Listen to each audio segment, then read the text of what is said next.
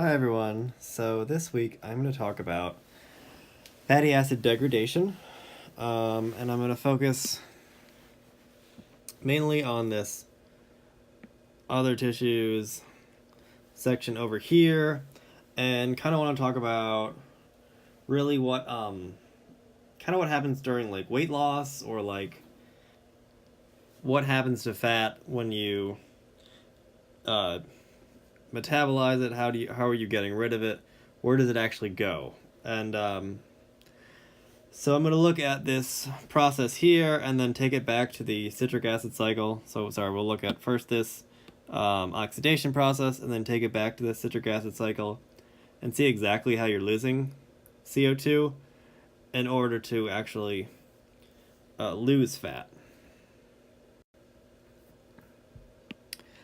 So fatty acids, before they can be broken down, first they need to be attached to a acetyl-CoA or acyl-CoA. You can make an acyl-CoA. So you start with your fatty acid. It's going to be a two-step process because it's going to require some energy to go from a carboxylic acid to a thioester. So the easiest thing to do is first go through using an ATP and generating this. I'll actually draw out what you would have. So you'd have a phosphate linked here, and then your sugar and base attached to that. So you're generating this. Oof, this P is a little rough.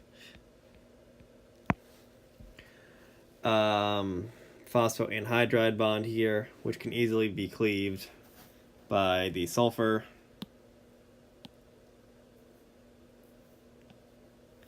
From your CoA to generate this acyl-CoA drawn here.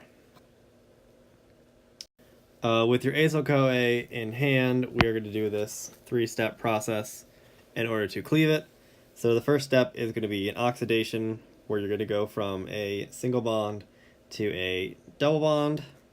Second step is going to be a hydration, where you go from a double bond to an alcohol. From there, we're going to oxidize that alcohol to a ketone, and then finally cleave in order to create a shorter carbon chain. Also, I think it's really funny that this three-step process has 4 steps. So, taking a kind of a look at this process. So we're starting with some fatty acid. So your fatty acid portion is going to be, well, maybe not yellow, in blue here. And then your CoA is this green section. So we made this in the last step. The first thing they're going to do is to use an FAD in order to oxidize and form this double bond here. From this point, you're going to hydrate your double bond to an alcohol, which can then be oxidized using NAD to form a ketone, as shown here.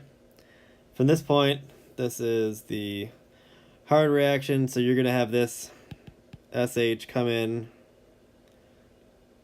and cleave at this point here. And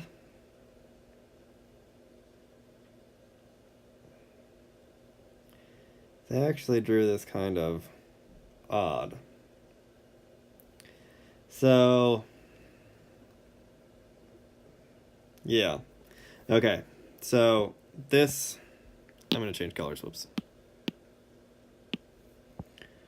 Blue section, whoa. Did not mean to use that marker. Blue section here is going to be this. Blue section over here. Your CoA is still drawn, and then what's remaining here is going to be this acetyl-CoA. So at this point, we've broken it in half we haven't actually lost any carbons. That doesn't actually happen until we get back to the citric acid cycle. So in the citric acid cycle, we have acetyl-CoA right here. So when you use this with oxaloacetate to form citrate, we've now added these two carbons. And interestingly enough, these are not the carbons that you're going to end up losing.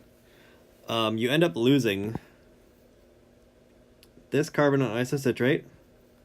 That's this first CO2 here. And then the second one you lose is right here.